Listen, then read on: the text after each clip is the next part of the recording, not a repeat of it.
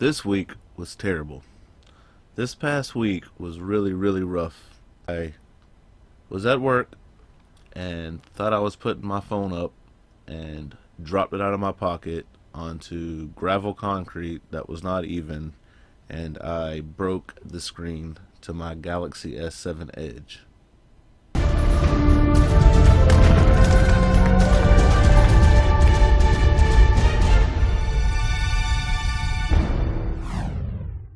So yeah, so if you look, I'll see if I can get it. You can see that the corner there is busted. It actually hit here as well, and here. We were doing work at a church, and it had the old gravel concrete where if it gets a crack in it, it's just uneven and curves around. And I have a protective case that was on it, not on the front, but any other time I've dropped it on a flat surface, it just bounced back.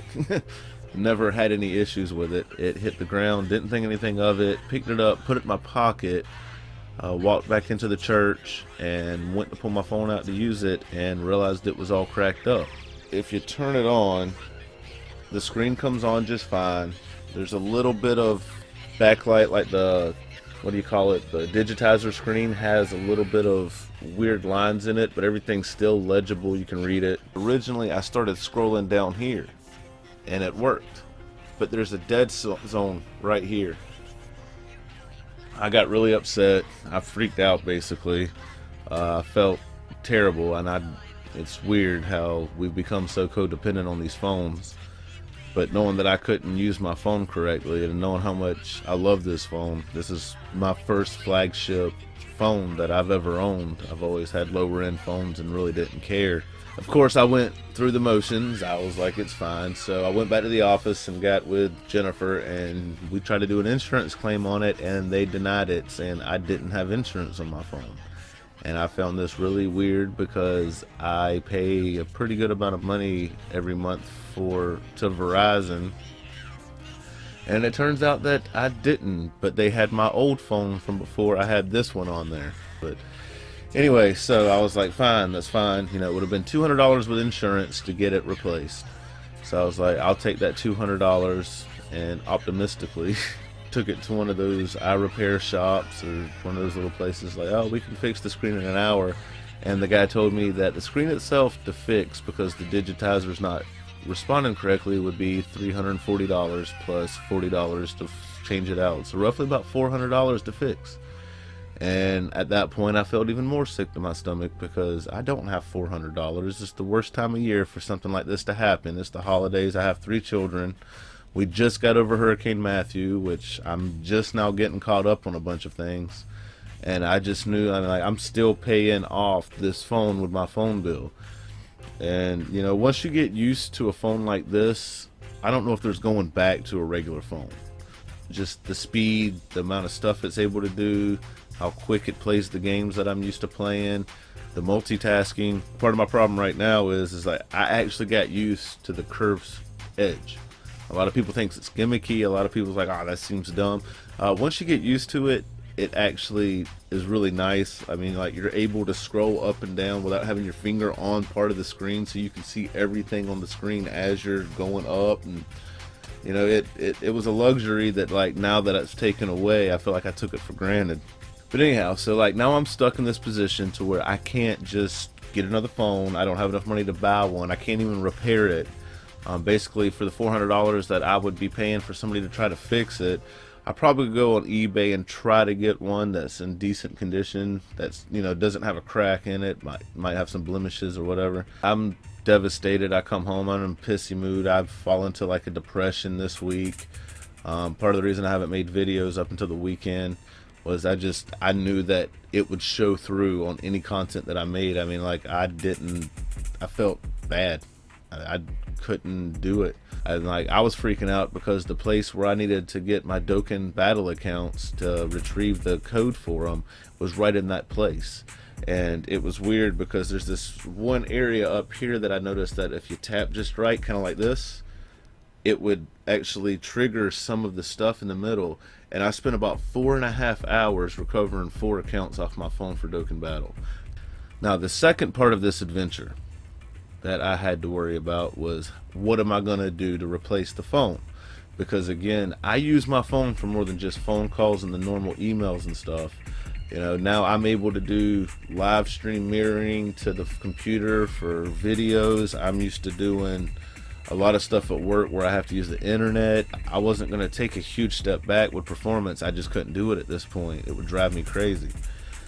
So I get on Craigslist here locally, and there was nothing that really I saw that I really could utilize that would make me happy enough. Thursday, I finally got on, and somebody had posted an LG V10. And I remember that phone being a newer phone. I've never owned an LG phone before, but I knew it was like in the realm of the last couple years. And I think it came out at the end of 2015, which this one came out in March. So I mean, there was maybe a 3 to 4 month gap there. So I knew that it had to at least be relevant or close to the specs of something that would be able to be utilized for me. So I ended up getting in touch with the guy, and I was able to talk him down to $200. So I ended up going and meeting him, and that's what I ended up with. Now, this phone is a little weird compared to what I'm used to. The screen on it's huge compared to my S7. Another thing that I wanted to make sure that I was able to keep is being able to use a external SD card. I have a 128 gig SD card because I actually use the cameras for filming stuff at work, my work vlogs. I didn't want to drop too much with the camera quality, and when I was looking up before I made the deal to go meet the guy to buy this phone, and they actually said that this is a really good camera on the phone. It actually does have manual controls. You can change the ISO, you can change a lot of the stuff in the settings and get a better picture quality. But I needed something quick. I needed something to be able to perform for my job, for the channel. So I went ahead and took the chance, and I got this phone. I'm having to adapt to the fact that the button to lock the screen and the volume rocker is on the back of the phone. I still find myself wanting to do this or do the fingerprint scanner like this. But all in all, I'm starting to come around to getting used to it. I do miss the edge part.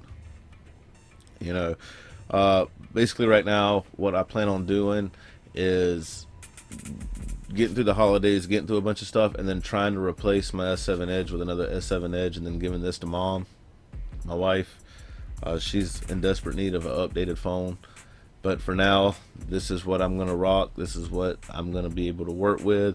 So this video is kind of to explain the lack of some of the content up and before the weekend. It was a real struggle. My mind wasn't right for most of the week. It was tragic. It was a terrible experience. It was an adventure. It really was. So, but yeah, no. The cool thing about the saving grace, I'm gonna say it's cool, but the saving grace is that the fact that the camera still works fine on the S7 Edge. So I'll still be able to use it for things like the camera.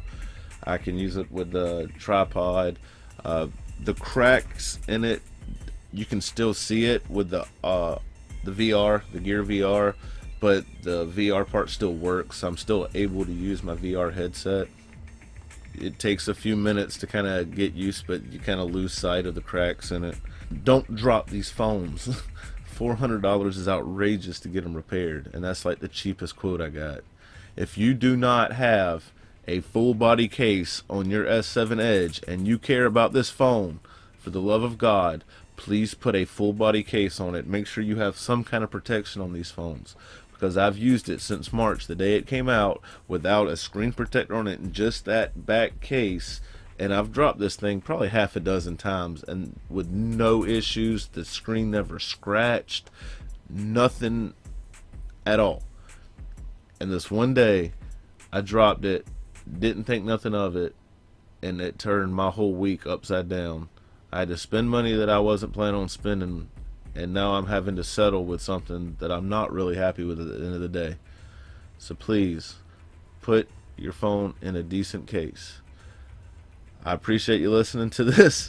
And again, that's kind of an explanation of why I've been quiet in a few social media platforms, on YouTube, the Amino, and a couple other places. I was not real sociable at the time, and it was a struggle to go through this. So anyhow, I hope everybody has a good one. Please subscribe if you haven't already. Leave a thumbs up, leave a thumbs down if you think I'm a dumbass for dropping my phone. Leave a comment, let me know if you've dropped your phone or if you've had to get it fixed or replaced, and I will catch y'all in the next one. Thank you.